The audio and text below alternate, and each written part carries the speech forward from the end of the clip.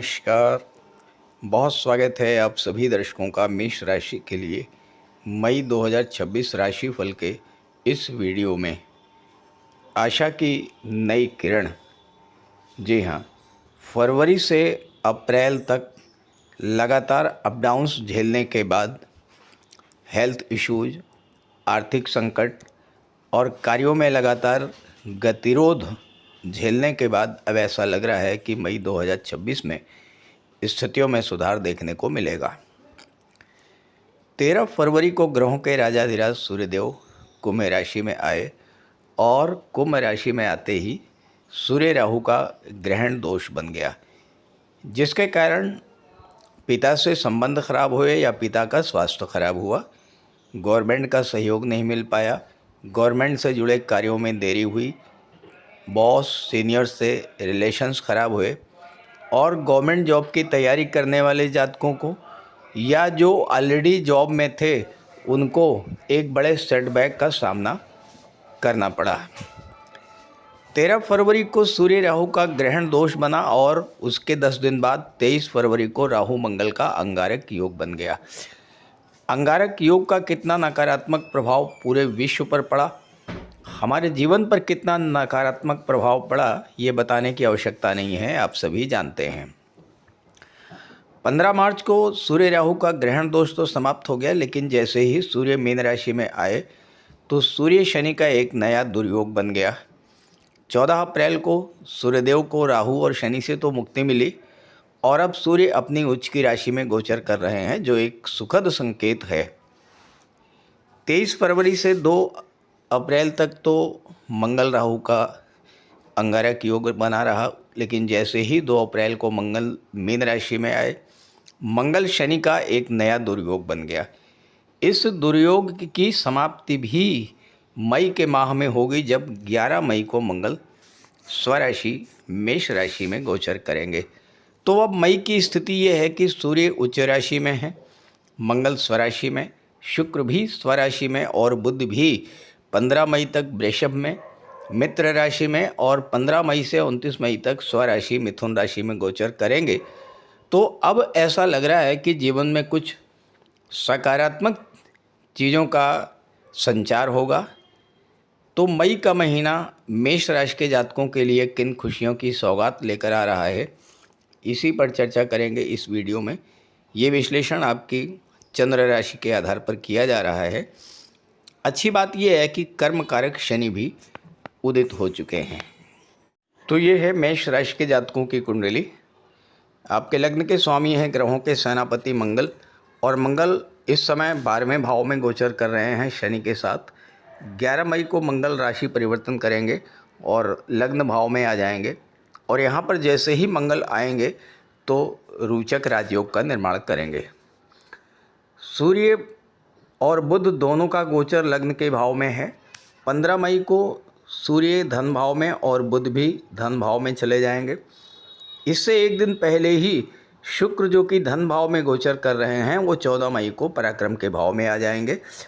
बुध 29 मई को पराक्रम के भाव में आएंगे, जहाँ पर देवगुरु के साथ बुध शुक्र और गुरु का त्रिग्रही योग बनेगा।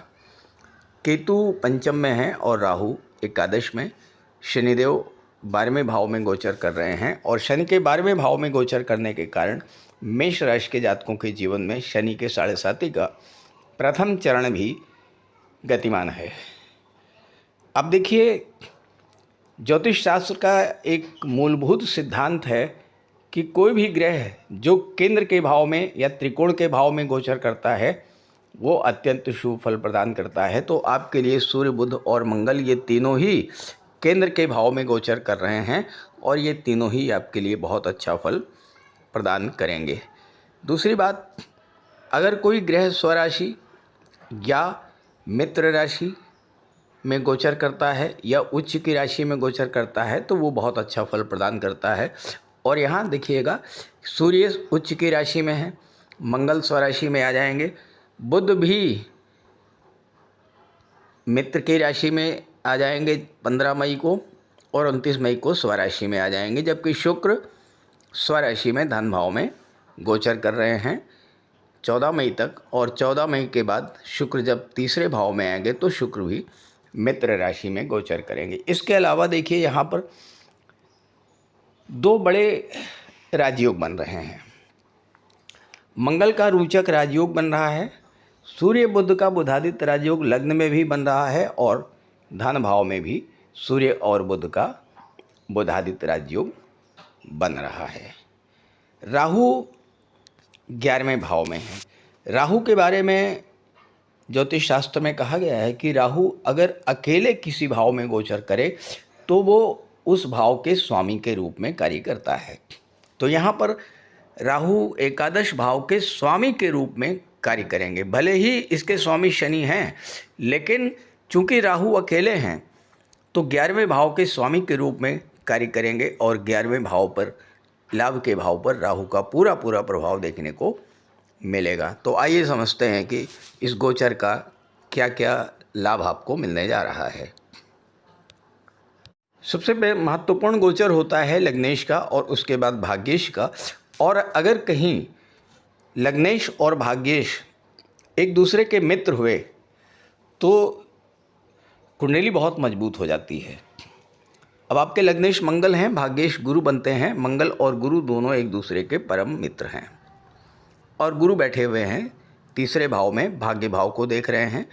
अभी तक मंगल गुरु की राशि में थे और अब अपनी राशि में आ चुके हैं, और यहाँ पर मंगल रोचक राजयोग बनाएंगे।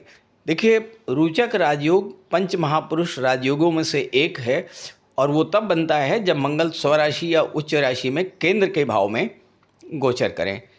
यानी मंगल मेष राशि में हो या वृश्चिक राशि में हो या फिर मकर राशि में हो तो रोचक राजयोग का निर्माण करेंगे अगर वो केंद्र के भाव में गोचर करें।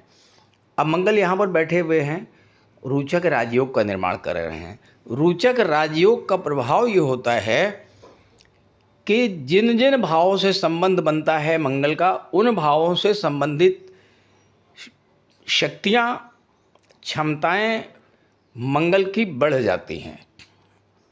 लग्न में हैं, क्या करेंगे? आपके अंदर एक नई ऊर्जा का संचार करेंगे, नए उत्साह का संचार करेंगे। साथ ही साथ आपके अंदर लीडरशिप की भावना और टाइम की पंक्चुअलिटी ये डेवलप करेंगे मंगल। साथ ही साथ मंगल एनर्जी के कारक होते हैं, मंगल स्वास्थ्य के कारक होते हैं, और जब मंगल लग्न में गोचर करेंगे तो आपके स्वास्थ्य में भी एक बहुत ज़बरदस्त सुधार देखने को मिलेगा। और चूंकि सूर्य भी मंगल के साथ हैं, सूर्य अपनी उच्च की राशि में है। अब जरा सोचिए, लग्नेश और पंचम भाव के स्वामी दोनों एक साथ हैं, सूर्य और मंगल, और साथ ही साथ छठे भाव के स्वामी बुध भी सूर्य के साथ हैं, मंगल के साथ हैं। इसका क्या इम्पैक्ट होगा? पांचवा भाव, छठा भाव, इन दोनों का स्वामी लग्नेश के साथ है। पांचवा भाव शिक्षा का होता है, छठा भाव नौकरी का होता है।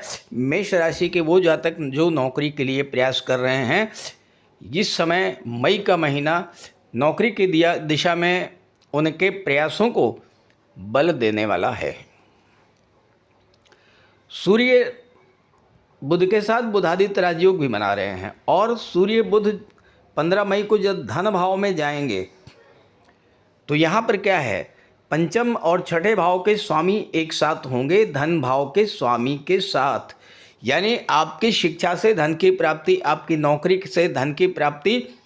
पंचम भाव आपकी क्रिएटिविटी को दर्शाता है, तो आपकी क्रिएटिविटी के आधार पर धन की प्राप्ति होगी, और साथ ही साथ नौकरी या एज ए प्रोफेशनल आपके द्वारा किए गए कार्यों के प्रतिफल के रूप में धन की प्राप्ति होगी, क्योंकि आपकी कुंडली का धन भाव 15 मई के बाद बेहद स्ट्रांग होगा।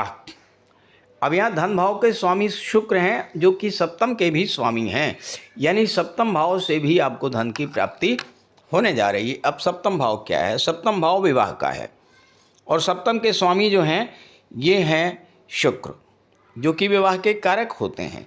देवगुरु बृहस्पति बैठे हुए हैं तीसरे भाव में, गुरु की दृष्टि भी सप्तम भाव पर पड़ रही है, तो सप्तम भाव पूरी तरह से जागृत है।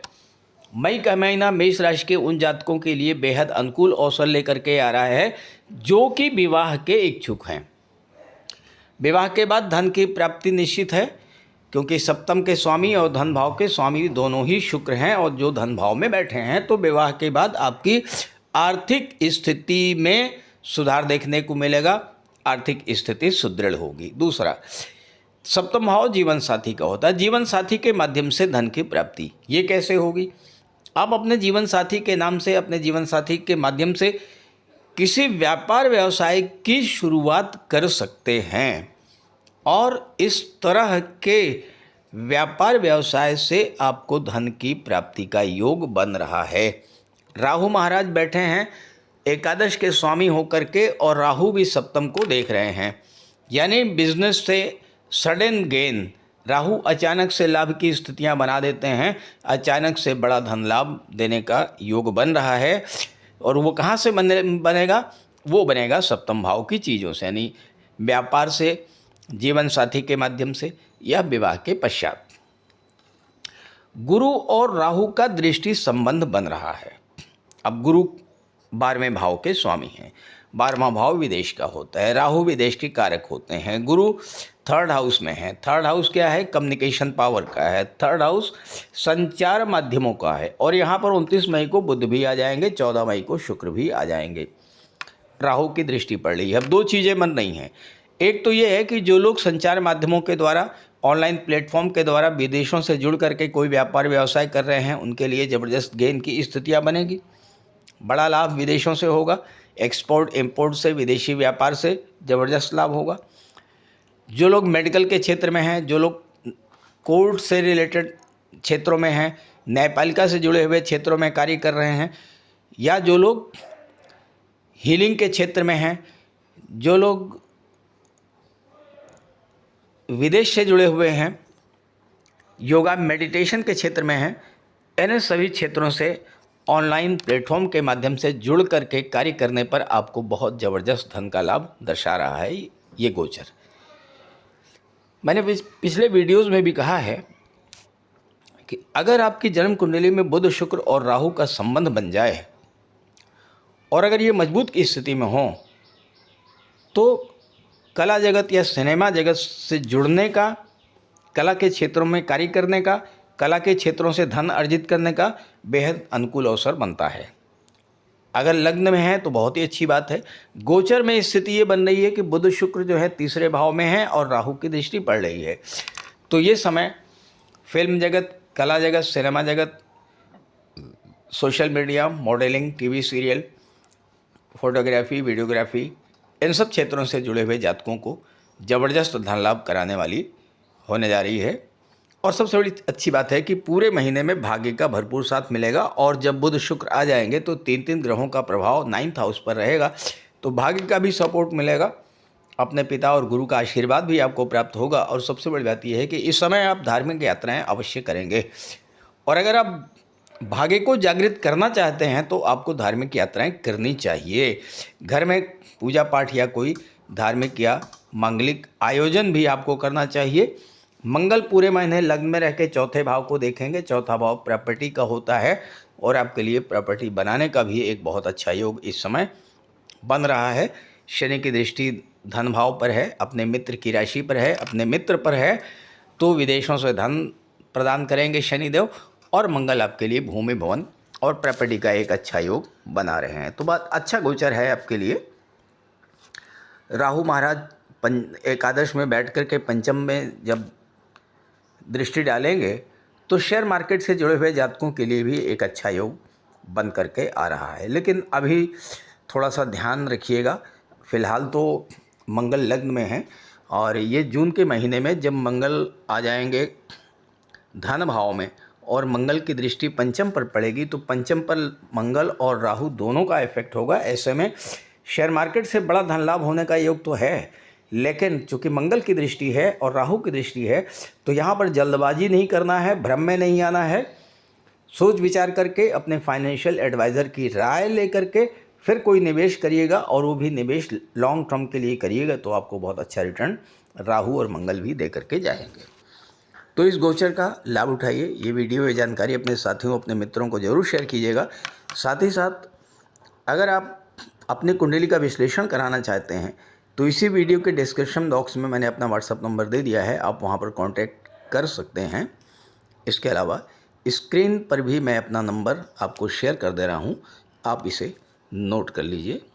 9058144128।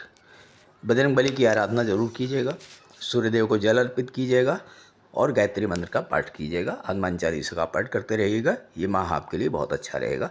नमस्कार।